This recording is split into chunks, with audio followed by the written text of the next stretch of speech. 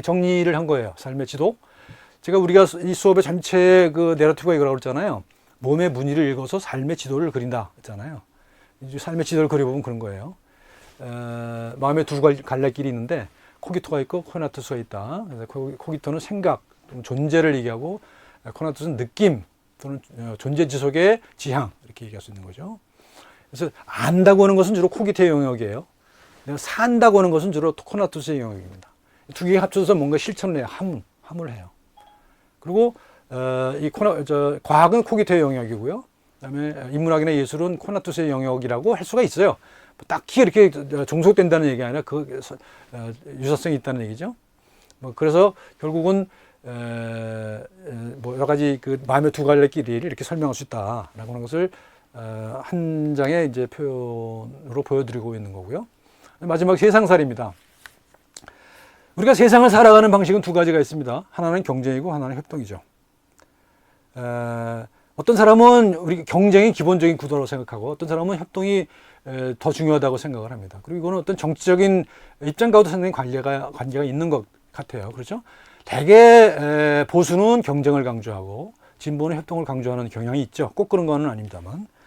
그렇습니다.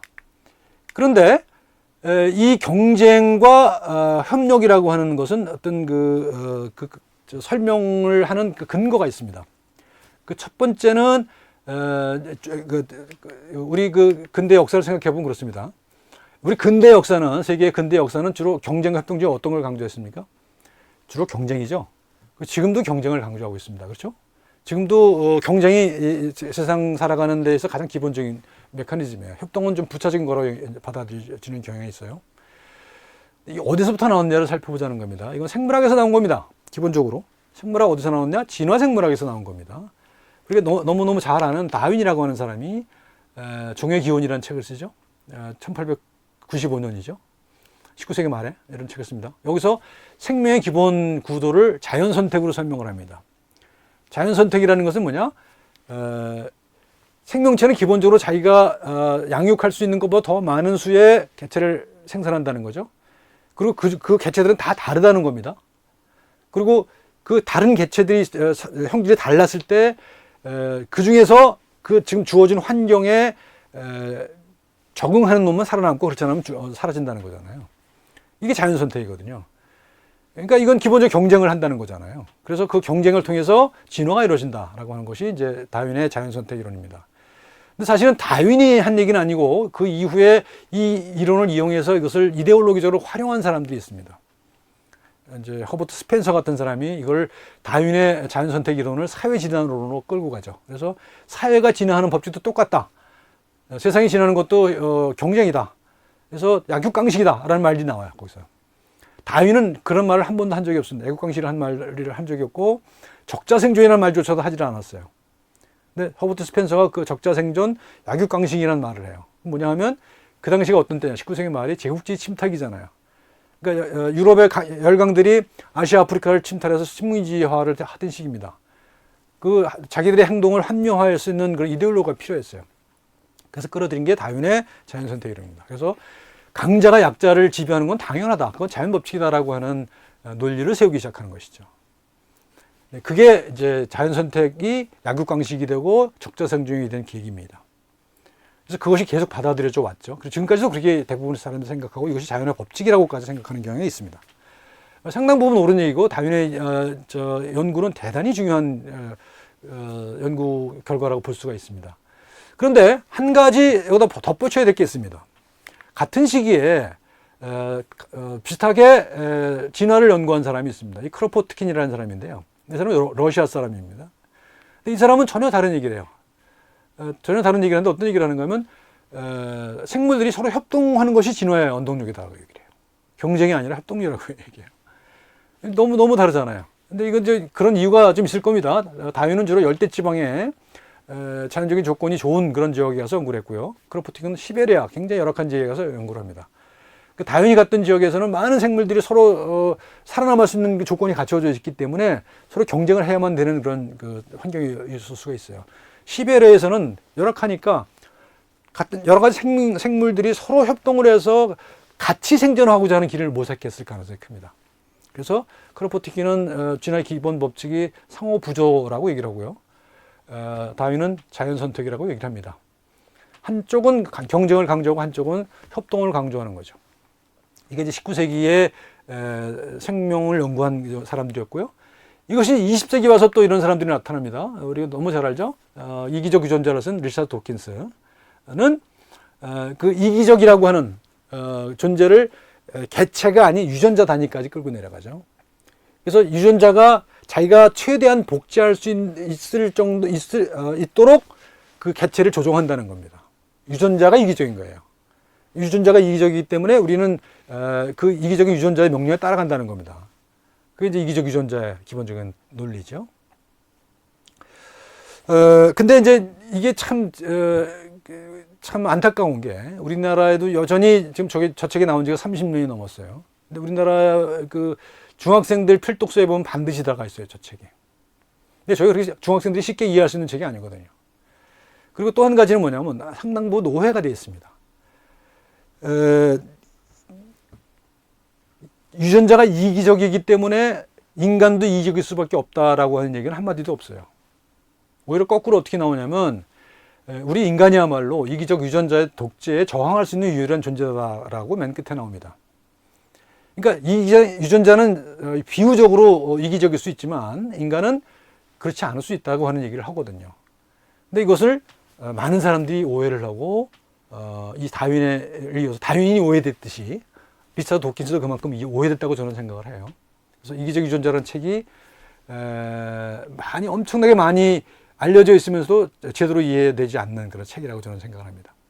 또 20세기에 와서 이 사람은 얼마 죽었습니다만 스티븐 제이 굴드라고 하는 사람은 또 역시 진화를 연구하는 사람입니다만 이 사람은 역시 또 협동을 강조하는 그런 많은 책들을 씁니다. 그래서 계속 이어서 협동이냐 경쟁이냐라고 하는 것에 대한 논쟁이 계속 진행되고 있는 거예요. 근데 그게 왜 진행이 계속되고 있느냐? 학술적으로 보면 다 정리가 되거든요. 그래서 지금은 정리가 됩니다. 이제 본성이 이기적이냐 뭐 그런 얘기는 이제 거의 다 끝났어요. 학술적으로. 왜냐하면 본성이냐 양육이냐가 서로 뱉어진 게 아니라는 거거든요. 본성이라는 것도 나서 길러진다는 겁니다. 양육을 통한 본성이라는 말이 나오거든요. 그러니까 경쟁이라는 게 인간의 본성이냐 생물의 본성이냐 그렇다고 볼 수가 있어요. 하지만 이거는 또 양육을 통해서 얼마든지 변할 수 있다고 하는 얘기를 하거든요. 그것은 상당히 많은 과학적 증거를 갖고 설명이 되고 있어요. 그래서 실질적으로는 다 설명이 되는데 학술적으로 설명이 되는데 이것을 사회적으로 활용하는 사람들이 이제 문제가 생겨서 이데올로기적인 논쟁이 돼버린 거죠. 그래서 이데올로기가 논쟁이 되지 않을 거가 논쟁이 돼버린 그런 대표적인 사례라고 볼 수가 있습니다. 그래서 참 우리 그 어떤 지적인 풍토가 좀 열악하다는 생각을 저는 많이 합니다. 그래서 이것에 대한 제대로 된 이해가 없이 그냥 받아들이는 그런 경향이 있어서 참 안타깝습니다. 이거는 생물학에서만 그런 게 아니에요. 생물학에서만 그렇지 않습니다. 우리 경제학에서도 그렇습니다. 이거는 저도 이제 이런 사실을 발견하고 깜짝 놀랐는데요. 보이지 않는 손이라고 하는 얘기를 많이 알 거예요. 그래서 뭐 아담 스미스가 했다는 얘기죠. 그래서 누구든지 자기 이익을 위해서 일한다. 자기 이익을 위해서 일하게 되면 그것이 결국은 사회의 질서를 잡아준다. 그래서 인간은 기본적으로 이익일 수밖에 없다라고 하는 걸로 해석을 해요. 많은 사람들이. 보이지 않는 손이라고 하는 것을. 근데 이것이 아주 철저하게 왜곡되어 있다라고 하는 겁니다. 아담 스미스는 보이지 않는 손이라는 말을 뭐 한 번인가 두 번인가 밖에 안 썼답니다. 그리고 지금 우리가 이해하는 방식으로 쓴 게 아니라는 겁니다. 오히려 그 반대의 의미를 썼다고 하는 좀 경제사학자들이 요즘에 많이 얘기를 하고 있습니다. 그 대표적인 게 지금 보여드리는 이런 책들입니다. 아담 스미스의 따뜻한 손이라고 하는 책이 경제학자인 김근부 교수인가요? 이분이 이제 이런 책을 썼어요. 여기 보게 되면 아담 스미스의 저서들을 아주 철저하게 분석을 합니다. 그래서 보이지 않는 손이라고 하는 것이 어떻게 왜곡됐는가 하는 이야기를 아주 자세하게 보여주고 있습니다. 한마디만 말씀드리면 아담 스미스라는 사람은 이런 그 국부론이라는 책을 썼다고 그랬잖아요. 그래서 뭐 지금 자본주의에 대한 그 이론적인 근거를 제시한 사람으로 되어 있는데 그 사실은 맞지만 또 동시에 도덕 감정론이라는 책을 씁니다. 그리고 이 사람은 그 자기 저서 중에서 도덕 감정론을 훨씬 더 강조를 합니다. 자기는 도덕 감정론의 저서로 기억되기를 원해요. 오히려 국부론의 저자보다는 도덕 감정론의 저자로 기억되기를 원하고 자기를 도덕 철학자라고 얘기를 합니다. 경제학자라는 말은 그 당시에 있지도 않았지만 자기를 도덕 철학자라고 얘기를 하거든요. 그러니까 그 아주 냉혹한 자본주의 논리를 주장한 사람이 아니에요. 애덤 스미스 절대로. 그래서 이 사람이 얘기한 것처럼 보이지 않는 손이 아니라 따뜻한 손이다라고 얘기를 하거든요. 그래서 경쟁을 강조하기보다는 오히려 협동을 강조하고 약자를 돕는 것을 굉장히 강조했던 사람이거든요. 아담 스미스는. 그러니까 도덕 감정을 거기서 찾는 거예요. 그러니까 결국은 다윈이 또는 도킨스가 오해됐듯이 아담 스미스가 철저하게 오해됐다라고 하는 얘기를 이제 와서야 비로소 얘기를 하기 시작합니다. 자본 쪽에 있는 사람들이 이 논리를 철저하게 왜곡해서 신자유주의가 발흥하는데 굉장히 활용이 됐죠. 로널드 레이건이 그 대통령 선거할 때 항상 그 넥타이핀에다가 아담 스미스 초상을 달고 다녔대잖아요. 아담 스미스가 보이지 않는 손이라는 게 얘기했으니까 경쟁을 해야 된다라고 하는 그런 논리를 달고 다니는 건데 내용을 보면 그렇지 않다는 겁니다. 오히려 정반대 얘기를 한다는 얘기입니다. 그리고 이제 그 최정기 가운데 있는 책은 이타적 인간의 추론이라는 것은 이것도 역시 경제학자야. 최정기 교수라는 분이 쓴 책인데 여기도 마찬가지입니다. 인간이 이기적인 존재이다. 그리고 그 이기적인 이기성을 최대한 발현될 때 사회 질서가 잡혀진다라고 하는 논리는 잘못됐다는 얘기입니다.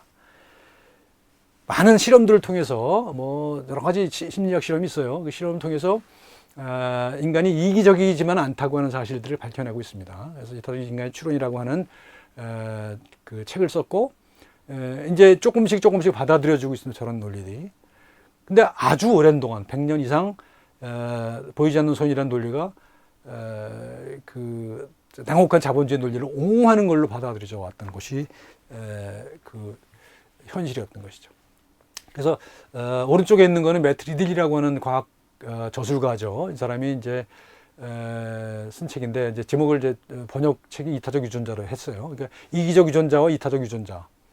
이걸 서문을 리차드 도킨스가 써드는 거 아닙니까? 이기적 유전자를 쓴 리차드 도킨스가 이타적 유전자라는 책에 서문을 썼어요. 그리고 이걸 굉장히 칭찬을 하거든요. 뭘 의미하겠습니까? 도킨스의 논리가 그렇게 일방적이지 않다는 얘기를 하는 거죠. 누구든지 어떤 논리를 이데올로기로서 오용하고자 하는 그런 그 사람들이 항상 있기 마련입니다. 그래서 우리가 이런 공부를 한다는 것은 그런 데 속지 않기 위한 것이기도 합니다. 그래서 오늘 제가 말씀드리는 것은 우리가 그 사회, 그러니까 세상살이죠. 세상살이에 있어서 잘못 알려진 그런 사실들에 대해서 얘기를 하고 있는 겁니다. 이제 그런 거를 조금 구체적으로 갖고 돌아와 볼게요. 우리가 몸을 살릴 때 우리가 위생을 많이 얘기하잖아요. 위생이라고 하는 걸 많이 얘기하잖아요. 그래서 지금은 위생이 엄청나게 그 위생 상태가 좋아진 상태죠. 그래서 지금 보면은 뭐 사람들이 손 씻는 걸 너무너무 잘하죠. 그래서 손 씻는 걸 너무 잘해서 감염병을 많이 예방할 수 있는 것도 사실입니다. 사실이지만 또 조금 더 생각해 보면 위생만 갖고 삶을 지키기는 어렵다라고 하는 얘기를 또 추가를 하고 싶어요. 왜냐하면 내 몸에 다른 것들이 들어오지 못하게 했을 때 어떤 일이 벌어지냐는 것을 우리 너무 잘 알기 때문이죠. 뭐죠? 예를 들어서 지나치게 깔끔을 떠는 아이들이 뭐가 많아요? 아토피가 많습니다. 다른 미생물들에 대한 경험이 없는 거예요. 경험이 없으니까 공격하지 말아야 될 내 세포를 공격을 해요. 나의 세포를 공격한다는 거죠. 그래서 생기는 문제가 이제 아토피고 각종 자가 면역 질환들이라는 얘기입니다. 그래서 위생이라고 하는 것은 지키는 거죠. 생명을 지키는 것이 위생이죠. 그렇지만 우리 전통적인 동아시아 사상에서는 양생이라는 개념이 있습니다. 삶을 기르는 겁니다. 밖으로부터 오는 걸 막아내는 것뿐만 아니라 내 안으로부터 삶을 길러나가는 그런 것들이 필요하다는 것이죠. 그래서 면역에 있어서도 그냥 어떤 요즘에 유행하는 말로 쉴드를 친다 그러죠. 쉴드 치고 모든 그 미생물로부터 단절을 시킬 것이 아니라 그런 것도 적당히 경험을 하는 것이 필요하다는 얘기입니다. 실제로 최근 들어서 많이 각광을 받고 있는 게 뭡니까? 프로바이오틱이라고 하는 말을 많이 들어보셨을 거예요. 프로바이오틱은 뭐냐? 우리 몸에 오히려 미생물들을 주입하는 거죠. 야쿠르트 같은 거가 대표적인 거예요. 우리 장내 미생물을 통해서 우리 건강을 진단할 수 있다고 하는 얘기도 많이 합니다. 그래서 좀 많은 분들이 이제 관심을 가지고 있습니다. 그래서 우리 몸에 붙어서 살고 있는 우리 그 미생물들의 세포 수는요, 우리 몸을 구성하고 있는 세포 수보다 10배가 많다는 거죠. 그리고 그들을 구성하고 있는 유전자 수는 우리 몸을 구성하고 있는 유전자 수보다 100배가 많대요. 결국은 어떤 형태로든 간에 그것들이 우리 몸하고 관계를 가지고 있다는 얘기죠. 그러니까 우리 몸 속에서 우리 몸이라고 하는 것이 새로운 생태계를 이루고 있다는 얘기입니다. 그래서 새로운 생태계를 이루고 있고, 그래서 앞으로는 그런 미생물들을 몰아내는 것이 아니라 그런 미생물들을 어떤 관계를 이루도록 할 것인가 하는 것이 더 중요한 때가 온다라고 하는 얘기를 하고 있습니다. 거울 유론은 지난 시간에도 얘기했습니다만, 거울 유론이라는 것은 상대방이 어떤 경험을 할 때 그것을 관찰하고 있는 제3자의 뇌에도 상대방이 경험할 때 활성화되는 그 신경 조직이 활성화된다는 얘기죠. 특히 어떤 상당히 가까운 개체인 경우, 소위 뭐 부모 자식 간의 관계라든가 부부라든가 애인 관계라든가 했을 때 그가 상대방이 어떤 고통을 당할 때 그것을 바라보고 있는 내 뇌에도 그 고통의 신호가 감지된다는 얘기죠. 결국은 이성적으로 냉철하게 판단해서 그 사람이 이럴 것이다 저럴 것이다 판단하는 게 아니라는 것이죠. 결국은 시뮬레이션을 하고 있다는 겁니다. 우리는 남과 연결되어 있다는 겁니다. 다른 사람과 연결되어 있다는 겁니다. 생물학적으로 연결되어 있다는 것이죠. 분리된 존재가 아니라는 겁니다. 항상 같이 있다는 겁니다. 우리 인간은 사회적 존재일 수밖에 없습니다. 이게 바로 우리가 거울 유론에서 볼 수 있는, 거울 유론에서 배울 수 있는 그런 그 성찰이죠. 처음 발견된 거는 원숭이에서였다고 그래요. 그래서 원숭이가 뇌에다가 전극을 꼽아놓고 있었는데 어떤 활동을 하지도 않았는데 이게 활성화되더라는 거죠. 그래서 나중에 알고 보니까 그 실험자가 탁자 위에 올려놓은 땅콩을 집어들었을 때 그걸 보고 있는 원숭이 뇌에서 그 활성화가 됐다는 것을 발견했죠. 처음에는 왜 그런지 몰랐지만 좀 더 연구를 해보니까 그것을 관찰했을 때 남이 어떤 행동을 할 때 그거가 똑같은 부위가 활성화되더라라는 사실을 발견했고, 그 이후에 이제 원숭이뿐만 아니라 사람에서도 저는 공감 유론, 거울 유론이 발견됐습니다. 결국 이 얘기는 뭐냐? 세상과 우리는 생물학적으로 연결되어 있다는 얘기를 하죠. 아까 미생물에서도 마찬가지잖아요. 미생물에서도 마찬가지예요. 그죠? 내 몸을 구성하고 있는 세포뿐만 아니라 내 몸에 붙어 살고 있는 같은 생태계를 이루고 있는 미생물들도 아직은 그 구체적인 그 역할들이 잘 알려져 있지는 않습니다만 많이 연구가 되고 있고 서로 연결돼서 상당히 중요한 역할을 하고 있다는 사실들이 조금씩 밝혀지고 있습니다. 결국은 아까 몸에서 말씀드렸던 것처럼 경계가 사라지고 있다는 겁니다. 나와 너의 경계가 사라지고 있고, 그 다음에 환경과 나의 경계가 사라지고 있고, 심지어는 미생물조차도 나와 공동 운명체를 형성해 가고 있다라고 하는 사실들을 우리는 점점 깨달아 가고 있는 겁니다. 자, 이렇게 보면 이렇습니다. 뇌라고 하는 것이 이제 나의 정체성을 결정하는 거라고 볼 수 있잖아요. 그 다음에 뇌는 몸속에 들어가 있죠. 그리고 몸은 나의 몸이기도 하고 나의 몸도 있고 너의 몸도 있어요. 근데 그것이 서로 연결되어 있다는 것이죠. 그래서 그것이 연결되어 있는 것 세계를 형성하고 있다는 거고요. 유전적으로 얘기하면 유전자는 세포 속에 들어가 있고 세포는 내 몸 속에 들어가 있고 내 몸은 또 세계 속에 들어가 있죠. 그래서 이것들이 서로 쭉 동심원 관계가 좀 더 커지는, 동심원이 커지는 그런 존재가 우리가 세상을 살아가는 방식이다. 나라고 하는 존재, 너라고 하는 존재, 그다음에 이 세상이라고 하는 존재, 몸이라고 하는 존재, 마음이라고 하는 존재, 이것들이 서로 연결되어 있다라고 하는 얘기를 우리는 이런 이야기를 통해서 할 수가 있습니다. 시적으로 표현하면 이런 거예요. 성찬경 시인의 실감이라는 시가 있습니다. 남이 나고 내가 남이다라고 하는 얘기를 하거든요. 시적 감수성으로 이해를 해보셔야 될 것 같습니다. 언뜻 잘 공감하기 어려운 얘기일 수가 있습니다. 어떻게 내가 남이고 남이 날 수가 있나 하는데, 이 시인은 직관적으로 그것을 느끼고 있어요. 그래서 다른 것들은 모르겠지만 이것만은 내가 의심할 수 없는 진실이다, 진리다, 금강석이다, 단단해진 금강석이다라고 주장을 합니다. 이게 지금 제가 말씀드리고 있는 이런 경계의 사라짐, 과학적으로 설명할 때 그런 사라짐인데, 이 시는 이런 과학적인 성찰 없이도 시적인 통찰을 통해서 이런 결론에 도달하고 있다는 얘기를 하려고 하는 거죠. 남이 나고 내가 남이다. 이런 한번 이거를 여러분들도 각자 실감을 하도록 한번 노력을 해보셨으면 좋을 것 같습니다. 결국 결론으로 가고 있는데요. 한동안 통섭이란 말이 유행했습니다. 통섭. 잡을 통자에다가 다스릴 섭자예요.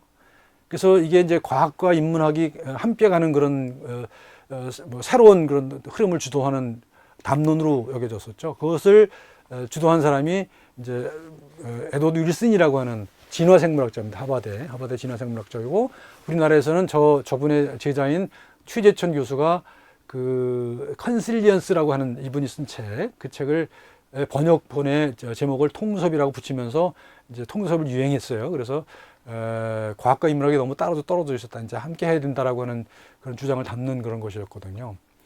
그런데 이게 한참 논쟁을 불러일으켰죠. 통섭이라고 하는 말이 그 제국주의다라고 하는 주장을 하는 사람이 있었습니다. 특히 경희대 도정일 교수 같은 분이 최재천 교수랑 대답을 하면서 그런 생물학적 제국주의라는 표현을 썼어요. 그 뭐냐면 이 통섭이라고 하는 저 말은 사회와 사회과학과 자연과학이 서로 소통하는 것이 아니라 생물학에서 나온 통찰력을 갖고 사회를 설명하고자 하는 거였어요. 이게 일방적인 거였죠. 그리고 저 한자어에 그것이 담겨 있어요. 그런 뜻이. 잡을 통, 다스릴 섭. 누가 잡고 누가 다스리냐? 생물학이 그렇다는 겁니다. 그 생물학은 뭐냐면 진화의 원리예요. 진화의 원리, 자연선택의 원리죠. 그 중에서 경쟁의 원리. 이것이 모든 세상을 지배한다라고 하는 그런 뜻을 담고 있었던 것 같습니다. 그래서 한참 유행하다가 굉장히 많은 비판을 받았죠. 저도 그 비판 측에 서 있었는데, 그래서 제가 주장했던 게 가운데 있는 저 통섭이에요. 같은 발음은 똑같은데 한자가 전혀 다르죠. 통한다는 통자고 왔다 갔다 한다는 섭자예요. 왔다 갔다 한다는 거죠. 과학과 인문학이 서로 인사이트를 주고받아야 된다는 겁니다. 하나의 원리를 갖고 나머지를 지배하는 것이 아니라 인문학에서 나온 어떤 성찰들, 그런 인사이트들을 과학에 도입해서 새로운 연구 주제를 창조할 수도 있는 것이고, 또 과학에 아까 말씀드린 다니엘 데네크 같은 사람은 철학자지만 과학적인 그 사실들을 사유의 주제로 삼고 있잖아요. 서로 왔다 갔다 할 수 있다는 겁니다. 그래서 저는 저기 통섭이라고 하는 같은 발음이지만 한자를 달리 쓰는 저 통섭이 중요하다고 생각을 했고, 한동안 저 왼쪽 저 통섭을 많이 쓰다가 비판이 많이 제기되면서 요새는 거의 안 쓰는 것 같더라고요. 그래서 융복합이라는 말을 요새는 오히려 더 많이 쓰는 것 같습니다만, 어쨌든 통섭은 그런 의미였다라는 겁니다. 그래서 우리나라에서 유행했던 통섭은 생물학이 중심이 된 그런 담론이었다는 거고요. 저는 그 쌍방간의 주고받음으로 가야 된다고 주장을 하는 거고요. 그 다음에 이제 마지막에 쓴 저 통접이라고 하는 말이 있습니다. 저거는 현대 철학자인 질 둘레주가 한 말인데요. 연결하고 종합한다는 겁니다. 연결하고 종합한다는 거예요. 그러니까 서로 왔다 갔다 할 뿐만 아니라 그것이 또 어떤 통일성을 가져야 된다는 거잖아요. 왼쪽 통섭은 생물학이 중심이 돼서 그 통일성을 가졌어요. 그런데 오른쪽 통접은 그것이 왔다 갔다 하면서 생물학이 주도가 되는 것이 아니라 서로 연결하고 종합해서 새로움을 만들어내는 그런 어떤 창의적인 그 구조라고 이제 저는 얘기를 해서, 요즘에는 이제 통섭보다는 통접이라는 말이 더 중요하다. 너무 어려우면 그냥 연결 종합이라고 하면 좋을 것 같아요. 그래서 연결 종합. 뭐가 연결하고 종합하느냐? 과학과 인문학이, 과학과 철학이, 또는 과학과 예술이 이렇게 서로 연결해서 종합할 수 있는 그런 때가 오고 있다. 그래서 오늘 제가 말씀드리는 것, 그다음에 앞으로 이 강의를 통해서 말씀드릴 내용들 전부 다 이런 연결과 종합에 관련된 얘기입니다. 그것이 다양한 주제에서 이제 펼쳐질 겁니다. 자, 제가 좋아하는 이미지입니다. 알을 깨고 나오는 것. 알을 깨고 나오려면 푹푹 삶아야죠. 어미가 수성이 이루어져야 돼요, 먼저. 수성이 이루어진다는 얘기는 서로 이질적인 것이 만난다는 얘기죠. 이질적인 것이 만나서 새로움을 창출하죠. 그 다음에 그 어미가 그걸 품어요. 그러면 어떤 그 환경을 만들어 주잖아요. 그러면 안에서 새로운 발육이 이루어집니다. 디벨롭먼트가 이루어집니다. 그건 저는 새로운 조직화를 이루고 있는 과정인 것이죠. 그걸 저는 안다라고 표현했어요. 알다 또는 앓다, 요 다음 시간에 얘기할 앓는다라고 하는 말도 저기서 나온 것이 아닌가라는 생각을 해요. 그래서 그리고 결국은 깨고 나와요. 그래서 깨다라고 하는 말은 또 결국 우리가 깨닫는다라고 하는 말과 연결되지 않겠냐는 얘기입니다. 그래서 이렇게 이질적인 것이 만나서 그것을 새로운 알무로 창조해서 새롭게 새로움을 생산하는 것. 이것이 우리가 이번 학기를 통해서 여러분과 같이 해야 될 이야기라고 하는 점을 말씀드리면서 오늘 여기서 정리하겠습니다. 고맙습니다.